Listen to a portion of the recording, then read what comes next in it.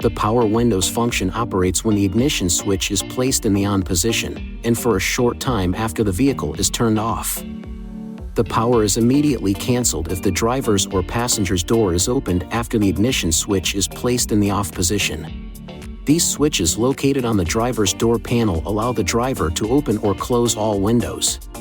Your vehicle is equipped with automatic windows. Push the switch down completely and release for the window to fully open. Pull the switch up to the highest position and release, and the window will close automatically. To stop the opening or closing of a window at any point, push or pull the switch in the opposite direction. Press the window lock button to disable the power window switches on the passenger doors. To return power to these switches, press the window lock button a second time. If the power window automatic function, closing only, does not operate properly, see the owner's manual to initialize the power window system. If it still doesn't operate normally, it is recommended you visit an INFINITI retailer for service. Please see your owner's manual for important safety information, system limitations, and additional operating and feature information.